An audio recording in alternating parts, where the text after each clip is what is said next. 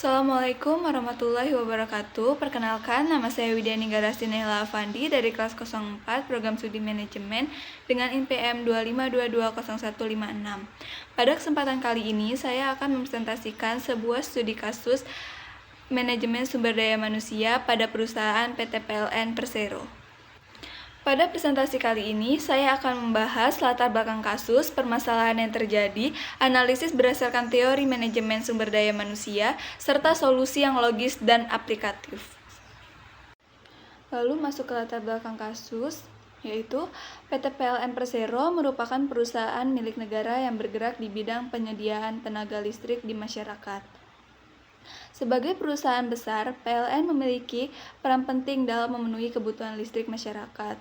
Namun, dalam pelaksanaannya masih terdapat beberapa permasalahan dalam pengelolaan sumber daya manusia, seperti keterlambatan kerja, rendahnya motivasi karyawan, serta kurang responsif pelayanan terhadap pelanggan. Permasalahan ini dapat mengaruhi kinerja perusahaan dan kualitas pelayanan pada masyarakat. Selanjutnya, masuk ke permasalahan. Berdasarkan kasus ini yang diangkat, terdapat beberapa permasalahan utama, yaitu keterlambatan masuk kerja yang menunjukkan rendahnya disiplin karyawan, rendahnya motivasi kerja yang berdampak pada produktivitas, kurangnya respon terhadap keluhan pelanggan, kelemahan dalam sistem organisasi dan pengawasan. Permasalahan ini menunjukkan bahwa pengelolaan sumber daya manusia belum berjalan secara optimal. Selanjutnya, masuk di analisis teori manajemen sumber daya manusia. Dalam menganalisis kasus ini, digunakan beberapa teori manajemen sumber daya manusia. Di sini, teorinya ada 3, yaitu yang pertama, teori motivasi atau Maslow. Yang kedua, disiplin kerja. Yang ketiga, kepemimpinan.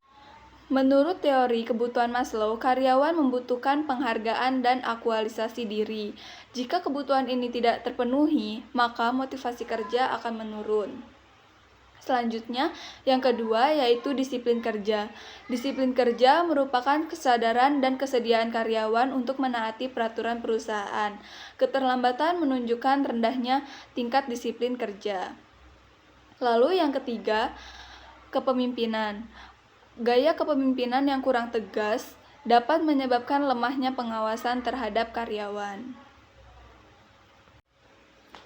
Dalam permasalahan tersebut, untuk mengatasi permasalahan tersebut, di sini ada beberapa solusi yang dapat diterapkan. Yang pertama, menerapkan sistem reward dan punishment untuk meningkatkan disiplin. Yang kedua, memberikan motivasi kerja melalui pelatihan dan penghargaan. Yang ketiga, meningkatkan kualitas kepemimpinan agar lebih tegas dan inspiratif. Lalu selanjutnya ada memperbaiki sistem pelayanan pelanggan agar lebih responsif. Dan yang terakhir, melakukan evaluasi kerja secara berkala.